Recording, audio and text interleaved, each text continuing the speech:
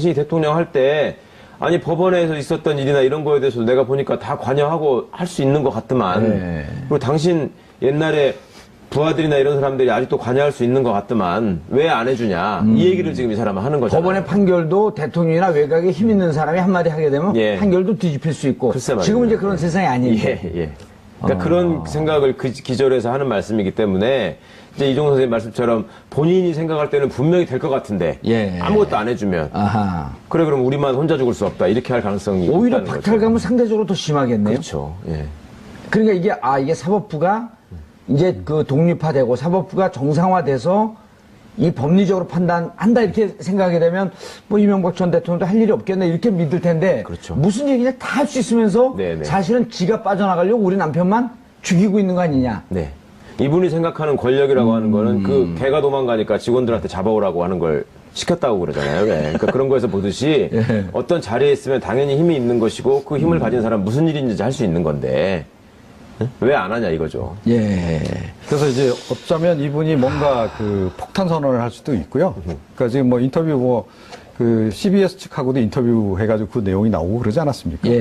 그런 상황이어서 그러니까 지금 완전히 궁지에 지금 거의 이제 몰린 상황이란 말이죠. 그래서 뭔가 이제 그쪽에서 준비를 하고 있는 게 저는 있을 거다라고 봐요. 그리고 본인이 이야기를 하거나 아니면 이제 그 남편이 법정에서 그러니까 진술을 좀 번복하도록 하거나 그럴 가능성이 높다. 그러니까 우리가 보지 않았어요. 우병우 전 민정수석 그렇게 박근혜 전 대통령 존경한다 그러고 뭐 막 그러다가 최근에 와서 박근혜 대통령이 시켜서 한 일이다. 그건 왜냐하면 자기가 이제 더 이상 빠져나갈 데가 없다라고 생각한다면 그렇게 할 수밖에 없다는 거죠. 그런데다가 뭐 원세훈 전 원장이 글쎄요, 그러니까 얼마나 이 이명박 전 대통령을 개인적으로 존경하는지 모르겠으나 제가 보기엔 두 사람의 관계는 뭐 이렇게 끈끈하게 존경하고 이런 관계보다는 그러니까 이해관계로 맺어진 사이라고 저는 봐요.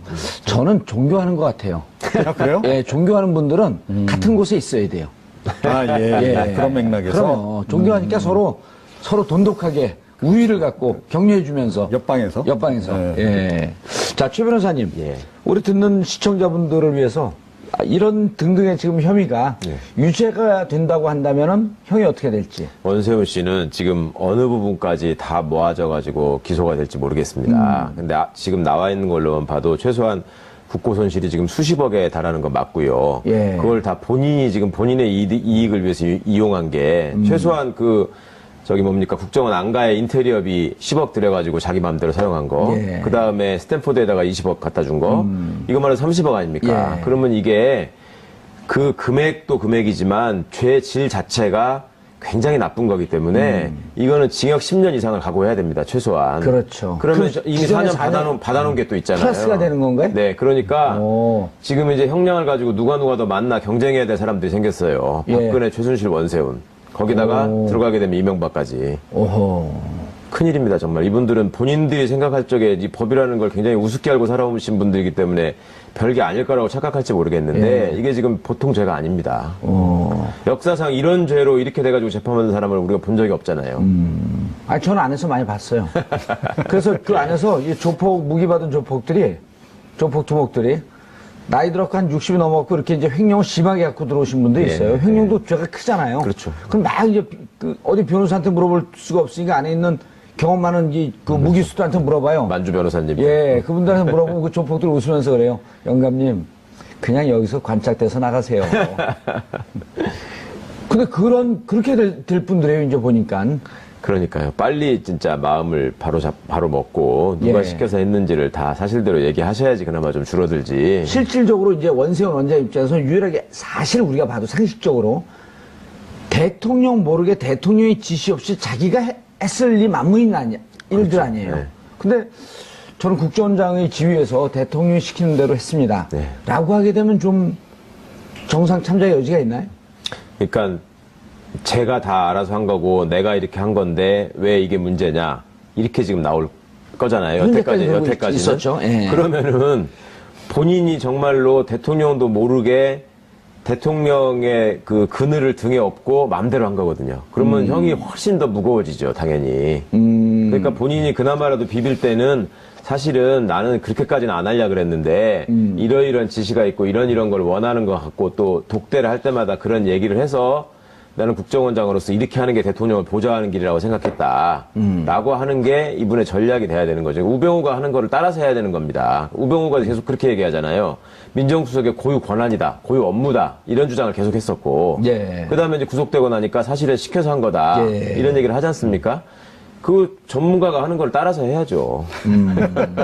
거기 최고의 전문가 아니에요, 윤석열이. 그렇죠. 그런데다가요, 이게 그러니까 상식적으로 이명박 전 대통령 지시 없이 했다는 게 이게 말이 안 되잖아요. 그러니까 일주일에 한 번씩 그 독대를 했잖아요. 예. 그런데 우리가 아는 바 원세훈 전 원장 시절에는 대북 공작 활동 거의 안 했잖아요. 안 했죠. 예, 한 게 지금 드러나는 게 이제 이른바 국내 이제 공작을 했는데 일주일에 한 번씩 만나서 이것도 보고를 안 했다 그러면 보고할 것도 없는 거예요. 그렇잖아요. 그럼 가서 멀뚱멀뚱 얼굴만 보고 밥만 얻어먹고 왔습니까? 절대 그럴 일은 없다. 자, 그렇다면 아주 구체적으로 보고했을 가능성이 높네요. 그렇죠. 훨씬 그게 더 가능성이 높죠. 안 그러면 그냥 1년에 한두 번 만나면 되는 거죠. 예. 그렇잖아요. 그런데다가 이제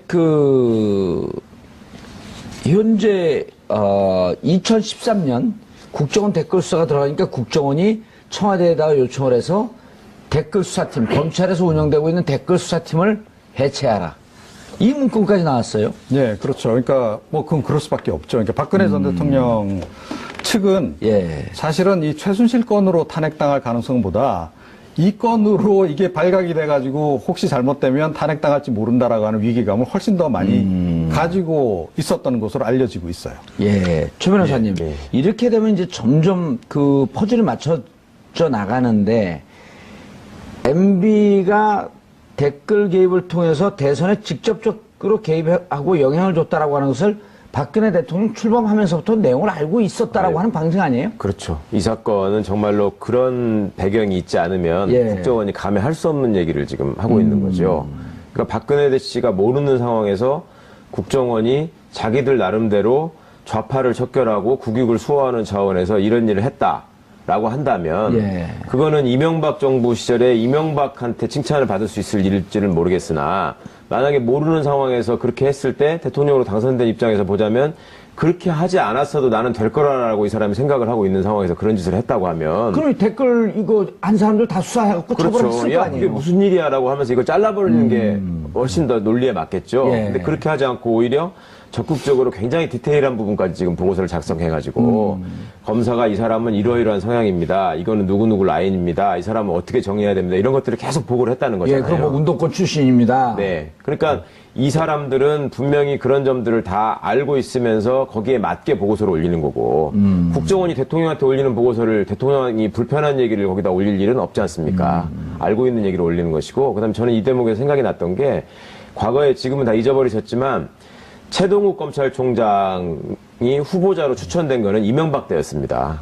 임기 때로 따지면 박근혜 씨는 대통령 당선자 시절이었고 그렇네요. 이명박 재임 시에 임기가 만료돼서 최동욱 총장이 추천이 되거든요. 그때 검찰총장 추천 그 후보 추천위원회에서 이미 세 사람이 선정돼 있는 상황이었습니다. 그런데 그때 무슨 얘기가 있었냐면 박근혜 씨 쪽에서 후보들을 바꿔라라는 요구를 했었다는 거였거든요. 그런데 이미 추천위원회 절차를 거쳐버렸기 때문에 바꿀 수가 없다라는 얘기를 했고 그때 박근혜 씨가 속으로 염두에 두고 있었던 검찰총장 후보자가 김학의 씨인데. 김학의. 그 유명한 별장 성접대 사건의 김학의 씨인데 그 아버지가 예전에 군 출신이어가지고 박정희 씨하고 관련이 있는 사람이거든요. 그러니까 그 사람을 시키고 싶었는데 관련 절차가 진행돼 버려서 이거 어쩔 수가 없으니 그 사람을 법무부 차관에다가 앉혔는데 그 사달이 나버렸단 말입니다. 그러니까 검찰총장 대신에 법무부 차관 했는데 법무부 차관으로서 이제 성접대를 받았다는 의혹이 있고. 그때 이제 그게 드러나 버렸던 거죠. 그러니까 박근혜 씨 입장에서 왜 검찰총장 후보부터 그러면 관여를 했어야 됐을까? 그거는 당장 검찰총장을 자기 사람으로 만들어서 해야 될 일, 막아야 될 일이 분명히 있었기 때문에 그런 그것을 것이고. 중요하게 댓글 사건으로 봤다. 이것도 처음 출범하는 과정에서는 굉장히 중요한 사건 중에 하나였을 거라고 저는 생각합니다. 그래서 사실은 유추해 볼 수 있는 게 뭐냐면요. 그러니까 그 당시 그러니까 박근혜 전 대통령의 캠프하고 국정원하고 일정한 정보 교류를 계속 했을 것이다라고 하는 이제 얘기가 그래서 나오는 겁니다. 그러니까 2011년 9월 2일 날 MB와 박근혜가 둘이 독대해서 박근혜 전 대통령이 그리고 9월 9일 10일서부터 댓글이 확 늘어나죠. 늘어난단 말이에요. 예. 예. 자, 이제 그런 상황에서 원세훈 전 원장 입장에서는 이게 나중에라도 문제가 되면 본인이 굉장히 위기가 오잖아요. 예. 사실은 그렇기 때문에 스탠포드 대학으로 이제 그 도피할 생각까지 다 도피 자금까지 다 보내서 이제 준비를 한 거고. 예. 자, 그래서 원세훈 전 원장 개인의 입장에서 보더라도 그러니까 자기 안위 문제가 굉장히 중요하다라고 생각하면 당연히 그러니까 박근혜 전 대통령을 대통령으로 만들어야 될 뿐만 아니라 예. 박근혜 전 대통령 측에다가 내가 이렇게 활동을 해서 당신을 지금 대통령을 만들기 위해서 애를 쓰고 있다라고 계속 보고를 해야 되는 거죠. 보고를 해야 될 뿐만 아니라 또 예. 그것을 결정을 잡았고 나중에 자기를 치려고 할 때 역으로 이용하기 위해서 자료도 축적하면서 계속. 그래서 저는 원세훈 전 원장 측과 이 박근혜 전 대통령이 예. 직접 만나서 직접 보고하고 그런지까지는 모르겠으나 적어도 핵심 그 참모하고는 계속 어떤 정보 교류가 이루어졌고 뭔가 이렇게 공유가 된 상황에서 계속 일이 진행이 됐다. 그 상태에서 집권을 하고 나서 그러니까 곧바로 이제 그 꼬리 자르기 작업에 이제 들어간 거죠. 수사와 관련해서. 당시에 캠프하고 긴밀하게 연락을 하고 있었다라는 거는 선거 전 와중에 드러난 사실을 봐도 알 수 있잖아요. 왜? 그 국정원녀 댓글 사건이 소위 터졌을 때 그거를 박근혜 씨가 토론장에 나와가지고 경찰이 아무 일 없다고 발표할 거다라고 미리 예측을 했지 않습니까? 그렇죠. 김문선 씨도 그런 얘기를 했고. 발표했고. 예, 그러고 나서 발표를 했고. 이거는 내부적으로 내통을 하지 않으면 있을 수 없는 일이고 지금 드러난 일이지만 당시에 경찰이 또 국정원에다가 보고를 하면서 서로 연락을 주고받았다는 흔적들이 지금 나오고 있잖아요. 그러니까 이런 전반을 보면은 어쨌거나 이 댓글 공작은 국정원이 컨트롤을 했다라는 게 상당 부분 다 드러나 있는 상황이고. 그러네요. 네. 그 김하영 씨 것만 봐도 그거 분명하네. 그리고 그것을 밤 11시에 김용판 그 서울청장이 느닷없이 그 중앙수사 결과를 발표하고 그 시점에 또 토론을 나가서 이거 봐라 아무 문제 없지 않느냐. 그렇습니다. 예. 그러니까 그런 전반적인 일들이 앞뒤 정권의 어떤 연계, 그다음에 국정원 입장에서는 막상 박근혜 씨가 당선된 뒤에는 환호를 했을 것 같아요. 우리가 공을 세웠다고. 그 영화 더킹 보면은 좀 줄을 섰는데 그쪽 대통령이 되는 순간 막 난리가 나잖아요. 그러니까 이렇게 공을 세웠는데 우리를 찜찜하게 하는 데가 있으니 이거는 인사로 정리해야 됩니다라는 얘기를 당연히 했겠죠. 예. 요때도 국정원장은 원세훈이었었나요? 아니죠. 이거는 2012년에 했고 아까 얘기했던 그 댓글 그렇죠. 예, 그때는 마지막까지 국정원. 그리고 MB가 그만두면서 국정원장도 그만두고 이제 넘어갔고요. 네. 야, 근데 이게 그 대통령에게 직보된 보고서를 보면 정말 꼼꼼하게 적혀 있어요. 어떻게 이렇게 정확히 할 수 있을까, 검찰 내부를? 그러니까 이 국정원이 안 그래도 이 정보관들을 통해서 정보 수집을 이제 많이 하지 않습니까? 예. 자, 이제 그런데 그 시기에는 더욱더 집중할 수밖에 없었겠죠. 정권 교체기고 또 이 댓글 관련한 이제 수사가 진행되고 있는 상황이었기 때문에 거의 제가 보건대는 뭐 총력을 기울이다시피 해서 정보 수집을 했을 가능성이 높다. 그러니까 이걸 틀어막지 않으면 국정원 자체도 굉장히 위기가 올 수 있고 또 박근혜 전 대통령 스스로도 지금 굉장히 조금 전에 말씀드렸듯이 탄핵당할 수도 있는 사안이기 때문에 국권에 굉장히 총력을 기울인 당연히 그러니까 뭐 보고서 이 분량도 지금 엄청날 뿐만 아니라 그 내용을 보더라도 굉장히 자세한 그런 그 상황이죠. 알겠습니다. 최 변호사님, 재밌는 게 국정보고서의 수사팀 관계자들을 윤석열 키즈. 그 윤석열 그 지금 중앙지검장이 좀 세게 수사를 밀어붙이고 수사를 잘한다라고 하는 부분은 좀 알고 있었던 것 같아요. 당시에 국정원 그 수사팀이 만들어지는 과정을 보면요. 최동욱 총장이 직접 윤석열 검사를 팀장으로 채택을 합니다. 그래가지고 네가 팀을 꾸려서 최선을 다해서 해봐라. 내가 막아줄게. 이렇게 해서 한 거거든요. 자기가 그 아래 그 팀원들을 꾸리지 않고. 네. 그러니까 윤석열 씨 입장에서는 본인과 잘 통하고 수사 능력이 있는 젊은 검사들을 뽑아다가 일을 했고요. 그 친구들이 실제로 성과를 내고 있는 상황이었단 말입니다. 그렇죠. 근데 여기 이제 문건에 보면 저는 두 가지 부분이 재밌었는데 하나는 그 지금 반부패 비서관으로 이번 정부에서 간 박형철 부장검사를 아마 얘기하는 것 같은데 그 박모 검사를 선두로 둔 다음에 좌천을 시켜야 된다. 이런 디테일을 한 조언이 있어요. 그러니까 뭐로 둔 다음에? 선두. 동기들 중에 제일 좋은 자리, 딴 친구들이 볼 때, 예를 들어 서울중앙지검 특수부장. 이런 자리로 보낸 다음에, 그 다음에 물을 먹여야 된다. 그래야 표가 나지 않는다. 이런 것까지 조언을 하거든요. 상당히 검찰 내부로 잘 들여다보고 있었네요. 그리고 여기서 또 중요하게 보는 게, 인사권을 장관이 행사하도록 해야 합니다. 이런 얘기가 써 있습니다. 그게 무슨 말이냐면 검사의 인사권은 당연히 법무부 장관한테 있는 거예요. 법적으로는. 그런데 그동안에는 검찰총장이 상당 부분 다 좌지우지했고 그걸 통해서 또 그 대통령에 대한 충성을 유도하는 집단으로 이렇게 활용을 해왔었는데 네. 여기는 법무부 장관이 황교안이고 당시에 예, 검찰총장이 그러네요. 최동욱 아닙니까? 그러니까 황교안 씨를 최대한 활용해가지고 황교안이 말을 잘 들으니 예. 그렇게 가야 된다라는 얘기를 한 거고요. 그러니까 황교안 씨는 요 초반에서부터 대통령 입장에서 볼 때는 굉장히 고마운 일을 해준 사람이에요. 자기 선거 과정에 찜찜한 것도 털어줬지. 예. 나중에 통진당 해산시키면서 그 토론 과정에서 자기를 기분 나쁘게 했던 이정희 씨 문제도 털어줬지. 예. 그러니까 총리를 안 시킬 수가 없었군요. 그런 추정을 해도 충분할 것 같습니다. 요즘 황교안 씨는 저기 그 압구정동 네. 그 갤러리 앞에 뭐 카페 자주 나온 그 출몰 한다는 왜요? 거기가 이제 그 전에 그 종편에 예. 보수 패널로 있던 분이 그 카페를 운영한대요. 친한 사이구나. 예, 친한 사이고 이제 거기 그 카페 룸이 한두 개 있는데 거기서 모 시장 출마설을 거기서 이제 몇몇 의논하고 있는데 참 그 의논하는 대상들이 가관이 아니에요. 제가 또 거기 가봤죠. 현장을 하고. 근데 정작 홍준표 대표는 전혀 생각이 없는 것 같던데. 예. 황교안 씨 아니, 생각은. 극보수 진영에서는 최강팀 아닌가요? 최강팀인데 이제 또 홍준표 그분 또 홍을 좋아해갖고 근데 그 홍이나 도찌개쯤이에요. 참 귀여운 사람들이에요. 아이고 유해 씨가 진짜 막강 후보를 그렇게 아웃시키니까 울고불고 난리가 나잖아요. 그러니까 난 유해 씨 서울시장 나오면 찍어주려고 했는데 복권이 안 돼갖고 투표권이 없어요. 자, 근데 이제 유성옥 전 심리전 단장은 장문의 고백서에서 MB가 가장 잘못한 일은 원세훈을 국정원장 시키는데 이 유성옥 씨는 누군가요? 신민재단 단장. 그러니까 예. 이번에 이제 기소돼서 같이 재판받은 사람인데요. 예. 댓글 공작을 실제로 집행한 사람이지 않습니까? 바로 이제 원세훈 원장 밑에 있었던. 그렇죠. 바로 지시를 받은 사람이니까. 예. 그리고 이 사람이 이제 장문에 이 글을 쓴 이유가 본인이 어쨌거나 살아야 되니까 예. 내가 나 혼자 한 일이 아니다라는 거를 알려야 되겠는데 그냥 짧게 얘기하면은 검찰이 필요한 부분만 받아 적을 수 있으니까 자기가 디테일하게 다 적은 거거든요. 예. 근데 이게 재밌는 게 정두원 의원도 그런 얘기를 했잖아요. 예. 원세훈이라는 사람은 자기가 정두원은 판단 적이 없다. 서울시 정무부시장 출신 아닙니까? 원세훈 원장하고 20년 이상 같이 근무했어요, 서울시에서. 그러니까요. 예. 그러니까 공무원, 자기도 행정고시 출신 공무원이고 서울시 부시장도 해봤는데 예. 저 사람은 그런 거 시키면 안 되는 사람인데 시키더라. 그러면서 다른 인사와 관련해서도 얘기하면서 정두원 씨가 그런 얘기를 했거든요.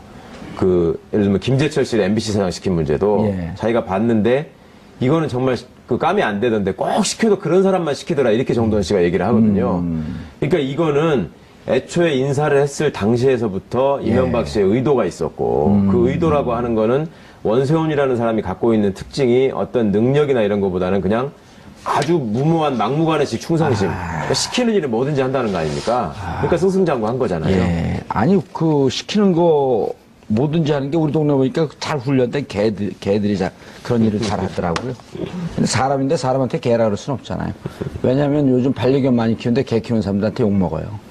그렇죠. 예. 당시 대통령 할 때 아니 법원에서 있었던 일이나 이런 거에 대해서 내가 보니까 다 관여하고 할 수 있는 것 같더만. 네. 그리고 당신 옛날에 부하들이나 이런 사람들이 아직도 관여할 수 있는 것 같더만 왜 안 해주냐. 이 얘기를 지금 이 사람은 하는 거잖아요. 법원의 판결도 대통령이나 외곽에 힘 있는 사람이 한마디 하게 되면 예. 판결도 뒤집힐 수 있고. 글쎄 말입니다. 지금은 이제 그런 세상이 아닌데. 예. 그러니까 그런 생각을 기절해서 하는 말씀이기 때문에 이제 이종석 선생님 말씀처럼 본인이 생각할 때는 분명히 될 것 같은데 예. 아무것도 안 해주면 아하. 그래 그럼 우리만 혼자 죽을 수 없다 이렇게 할 가능성이 오히려 있다는 거죠. 박탈감은 상대적으로 더 심하겠네요. 그렇죠. 예. 그러니까 이게 사법부가 이제 그 독립화되고 사법부가 정상화돼서 이 법리적으로 판단한다 이렇게 생각하게 되면 뭐 이명박 전 대통령도 할 일이 없겠네 이렇게 믿을 텐데 그렇죠. 무슨 얘기냐 다 할 수 있으면서 네네. 사실은 지가 빠져나가려고 우리 남편만 죽이고 있는 거 아니냐. 네.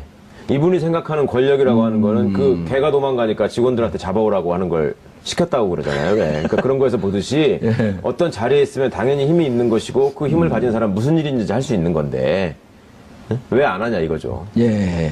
그래서 이제 어쩌면 이분이 뭔가 폭탄 선언을 할 수도 있고요. 그러니까 지금 뭐 인터뷰 CBS 측하고도 인터뷰 해가지고 그 내용이 나오고 그러지 않았습니까? 예. 그런 상황이어서 그러니까 지금 완전히 궁지에 지금 거의 이제 몰린 상황이란 말이죠. 그래서 뭔가 이제 그쪽에서 준비를 하고 있는 게 저는 있을 거다라고 봐요. 그리고 본인이 이야기를 하거나 아니면 이제 그 남편이 법정에서 그러니까 진술을 좀 번복하도록 하거나 그럴 가능성이 높다. 그러니까 우리가 보지 않았어요. 우병우 전 민정수석 그렇게 박근혜 전 대통령 존경한다 그러고 뭐 막 그러다가 최근에 와서 들어와서 박근혜 전 대통령이 시켜서 했다. 시켜서 한 일이다. 그건 왜냐하면 자기가 이제 더 이상 빠져나갈 데가 없다라고 생각한다면 그렇게 할 수밖에 없다는 거죠. 그런데다가 뭐 원세훈 전 원장이 글쎄요, 그러니까 얼마나 이 이명박 전 대통령을 개인적으로 존경하는지 모르겠으나 제가 보기엔 두 사람의 관계는 뭐 이렇게 끈끈하게 존경하고 이런 관계보다는 그러니까 이해관계로 맺어진 사이라고 저는 봐요.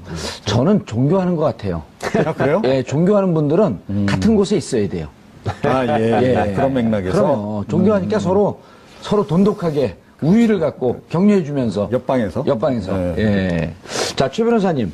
우리 듣는 시청자분들을 위해서 이런 등등의 지금 혐의가 유죄가 된다고 한다면은 형이 어떻게 될지. 원세훈 씨는 지금 어느 부분까지 다 모아져가지고 기소가 될지 모르겠습니다. 근데 지금 나와 있는 걸로만 봐도 최소한 국고 손실이 지금 수십억에 달하는 건 맞고요. 그걸 다 본인이 지금 본인의 이익을 위해서 이용한 게 최소한 국정원 안가의 인테리어비 10억 들여가지고 자기 마음대로 사용한 거. 그 다음에 스탠포드에다가 20억 갖다 준 거. 이것만 해도 30억 아닙니까? 그러면 이게 그 금액도 금액이지만 죄 질 자체가 굉장히 나쁜 거기 때문에 이거는 징역 10년 이상을 각오해야 됩니다. 최소한. 그렇죠. 그러면 이미 4년 받아놓은 게 또 있잖아요. 플러스가 되는 거 그 사건으로 봤다.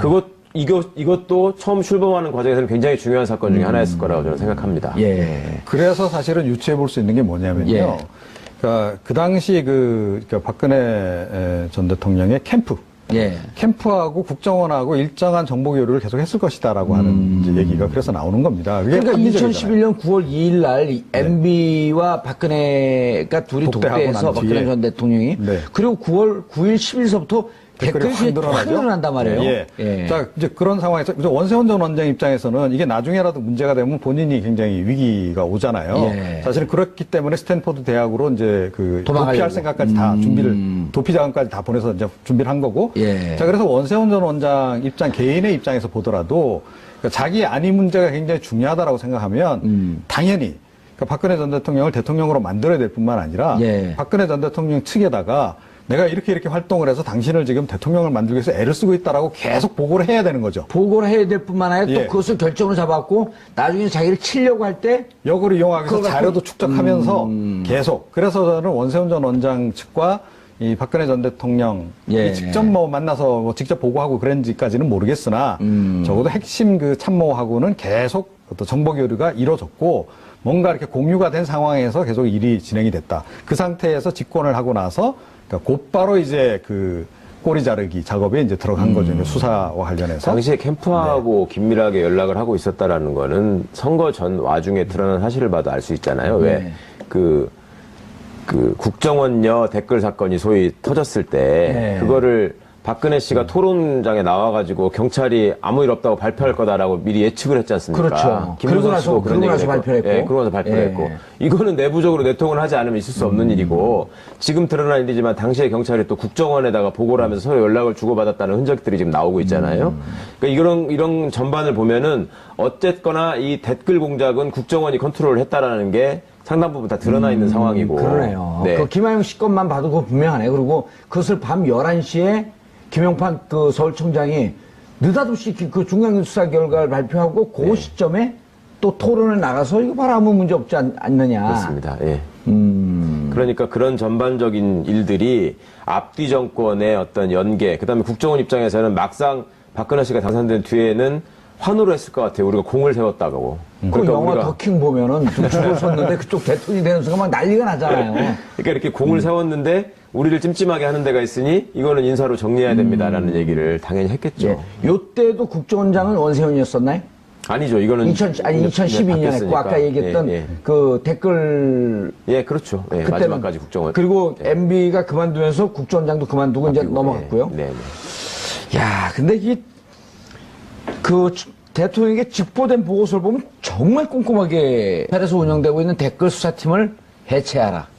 이 문건까지 나왔어요. 네, 그렇죠. 그러니까 그건 그럴 수밖에 없죠. 그러니까 박근혜 전 대통령 측은 사실은 이 최순실 건으로 탄핵당할 가능성보다 이 건으로 이게 발각이 돼가지고 혹시 잘못되면 탄핵당할지 모른다라고 하는 위기감을 훨씬 더 많이 가지고 있었던 것으로 알려지고 있어요. 예. 최 변호사님. 예. 이렇게 되면 이제 점점 그 퍼즐이 맞춰져 나가는데 MB가 댓글 개입을 통해서 대선에 직접적으로 개입하고 영향을 줬다라고 하는 것을 박근혜 대통령 출범하면서부터 내용을 알고 있었다라고 하는 방증 아니에요? 그렇죠. 이 사건은 정말로 그런 배경이 있지 않으면 예. 국정원이 감히 할 수 없는 얘기를 지금 하고 있는 거죠.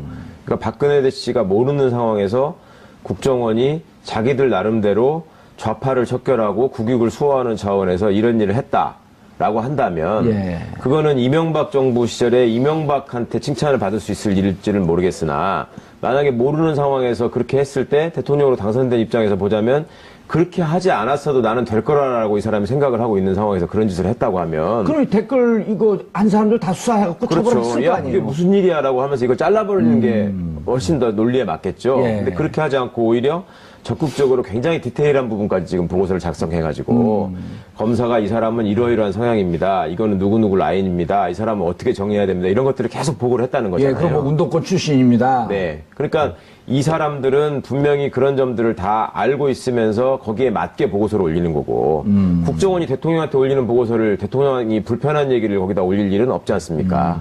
알고 있는 얘기를 올리는 것이고 그다음에 저는 이 대목에서 생각이 났던 게 과거에 지금은 다 잊어버리셨지만 최동욱 검찰총장이 후보자로 추천된 거는 이명박 때였습니다.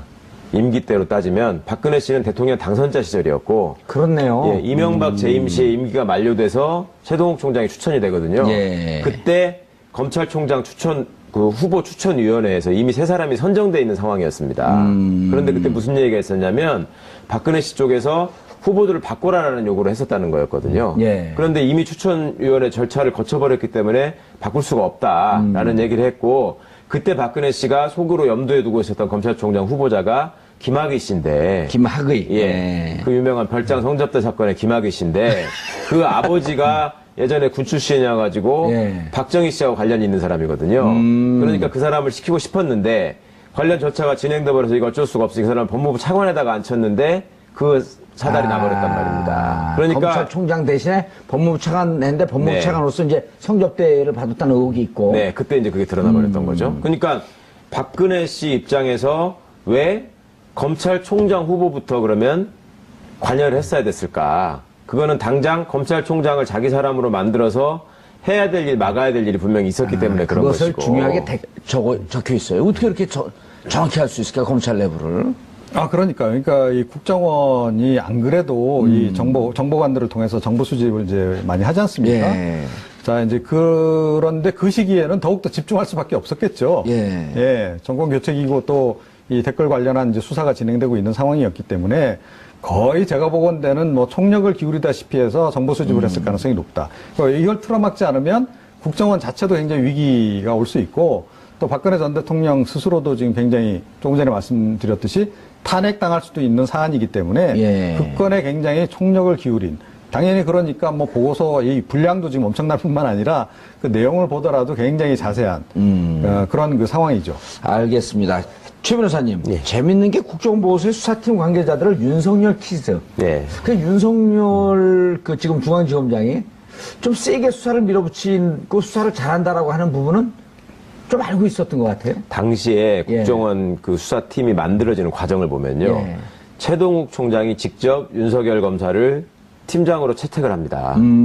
그래가지고 네가 팀을 꾸려서 최선을 다해서 해봐라. 내가 막아줄게. 이렇게 해서 한 거거든요. 아, 자기가 그 아래 그 팀원들을 꾸리지 않고. 네. 그러니까 윤석열 씨 입장에서는 본인과 잘 통하고 수사 능력이 있는 젊은 검사들을 뽑아다가 예. 일을 했고요. 아. 그 친구들이 실제로 성과를 내고 있는 상황이었단 말입니다. 그렇죠. 근데 여기 이제 문건에 보면 저는 두 가지 부분이 재밌었는데 하나는 그 지금 반부패 비서관으로 간 이번 정부에서 간 박형철 부장검사를 아마 얘기하는 것 같은데 예. 그 박모 검사를 선두로 둔 다음에 좌천을 시켜야 된다. 이런 디테일을 한 조언이 있어요. 그러니까 뭐로 둔 다음에? 선두. 동기들 중에 예. 제일 좋은 자리, 딴 친구들이 볼 때, 예를 들어 서울중앙지검 승진했다. 특수부장. 승진했다. 이런 자리로 보낸 다음에, 그 다음에 물을 매겨야 된다. 그래야 표가 나지 않는다. 이런 것까지 조언을 하거든요. 상당히 검찰 내부로 잘 들여다보고 네, 있었네요. 그리고 여기서 또 중요하게 보는 게, 인사권을 장관이 행사하도록 해야 합니다. 이런 얘기가 써 있습니다. 그게 무슨 말이냐면 검사의 인사권은 당연히 법무부 장관한테 있는 거예요, 법적으로는. 예. 그런데 그동안에는 검찰총장이 예. 상당 부분 다 좌지우지했고 그걸 통해서 또 그 대통령에 대한 충성을 유도하는 집단으로 이렇게 활용을 해왔었는데 네. 여기는 법무부 장관이 황교안이고 당시에 예, 검찰총장이 그러네요. 최동욱 아닙니까? 그러니까 황교안 씨를 최대한 활용해가지고 황교안이 말을 잘 들으니 예. 그렇게 가야 된다라는 얘기를 한 거고요. 그러니까 황교안 씨는 요 초반에서부터 대통령 입장에서 볼 때는 굉장히 고마운 일을 해준 사람이에요. 자기 선거 과정에 찜찜한 것도 털어줬지. 예. 나중에 통진당 해산시키면서 그 토론 과정에서 자기를 기분 나쁘게 했던 이정희 씨 문제도 털어줬지. 예. 그러니까 총리를 안 시킬 수가 없었군요. 예. 그런 추정을 해도 충분할 것 같습니다. 요즘 황교안 씨는 저기 그 압구정동 예. 그 갤러리 앞에 목 카페 자주 나온 그 출몰 한다는 왜요? 거기가 이제 그 전에 그 종편에 예. 보수인가요? 네, 그러니까 오. 지금 이제 형량을 가지고 누가 더 만나 경쟁해야 될 사람들이 생겼어요. 예. 박근혜, 최순실, 원세훈. 거기다가 오. 들어가게 되면 이명박까지. 오호. 큰일입니다, 정말. 이분들은 본인들이 생각할 적에 이 법이라는 걸 굉장히 우습게 알고 살아오신 분들이기 때문에 별게 아닐 거라고 착각할지 모르겠는데 이게 지금 보통 죄가 아닙니다. 역사상 이런 죄로 이렇게 돼가지고 재판받는 사람을 우리가 본 적이 없잖아요. 아니, 저는 안에서 많이 봤어요. 그래서 그 안에서 이 조폭, 무기 받은 조폭 두목들이 나이 들었고 한 60이 넘었고 이렇게 이제 횡령을 심하게 갖고 들어오신 분도 있어요. 횡령도 죄가 크잖아요. 그렇죠. 그럼 막 이제 어디 변호사한테 물어볼 수가 없으니까 안에 있는 경험 많은 그 무기수들한테 물어봐요. 만주 변호사님. 예, 그분들한테 물어보면 그 조폭들 웃으면서 그래요. 영감님, 그냥 여기서 관짝대서 나가세요. 근데 그렇게 될 분들이에요, 이제 보니까. 그러니까요. 빨리 진짜 마음을 바로 먹고 누가 예. 시켜서 했는지를 다 사실대로 얘기하셔야지 그나마 좀 줄어들지. 실질적으로 이제 원세훈 원장 입장에서 유일하게 사실 우리가 봐도 상식적으로 대통령 모르게 대통령의 지시 없이 자기가 했을 리 만무인 일들 아니에요. 네. 근데 저는 국정원장의 지휘에서 대통령이 시키는 대로 했습니다. 네. 라고 하게 되면 좀 정상 참작의 여지가 있나요? 그러니까 제가 다 알아서 한 거고 내가 이렇게 한 건데 왜 이게 문제냐 이렇게 지금 나올 거잖아요. 여태까지는. 있었죠. 예. 그러면은 본인이 정말로 대통령도 모르게 대통령의 그 그늘을 등에 업고 마음대로 한 거거든요. 그러면 형이 훨씬 더 무거워지죠, 당연히. 그러니까 본인이 그나마라도 비빌 때는 사실은 나는 그렇게까지는 안 하려고 그랬는데 이러이러한 지시가 있고 이런 걸 원하는 것 같고 또 독대를 할 때마다 그런 얘기를 해서 나는 국정원장으로서 이렇게 하는 게 대통령을 보좌하는 길이라고 생각했다. 라고 하는 게 이분의 전략이 돼야 되는 거죠. 우병우가 하는 거를 따라서 해야 되는 겁니다. 우병우가 계속 그렇게 얘기하잖아요. 민정수석의 고유 권한이다. 고유 업무다. 이런 주장을 계속 했었고. 예. 그 다음에 이제 구속되고 나니까 사실은 시켜서 한 거다. 예. 이런 얘기를 하지 않습니까? 그 전문가가 하는 걸 따라서 해야죠. 거기 최고의 전문가 아니에요, 윤석열이. 그렇죠. 그런데다가요, 이게 그러니까 상식적으로 이명박 전 대통령 지시 없이 했다는 게 이게 말이 안 되잖아요. 그러니까 일주일에 한 번씩 그 독대를 했잖아요. 예. 그런데 우리가 아는 바 원세훈 전 원장 시절에는 대북 공작 활동 거의 안 했잖아요. 안 했죠. 예, 한 게 지금 드러나는 게 이제 이른바 국내 이제 공작을 했는데 일주일에 한 번씩 만나서 이것도 보고를 안 했다 그러면 보고할 것도 없는 거예요. 그렇잖아요. 그럼 가서 멀뚱멀뚱 얼굴만 보고 밥만 얻어먹고 왔습니까? 절대 그럴 일은 없다. 자, 그렇다면 아주 구체적으로 보고했을 가능성이 높네요. 그렇죠. 훨씬 그게 더 가능성이 높죠. 안 그러면 그냥 1년에 한두 번 만나면 되는 거죠. 예. 그렇잖아요. 그런데다가 이제 현재 2013년 국정원 댓글 수사가 들어가니까 국정원이 청와대에다가 요청을 해서 댓글 수사팀 검찰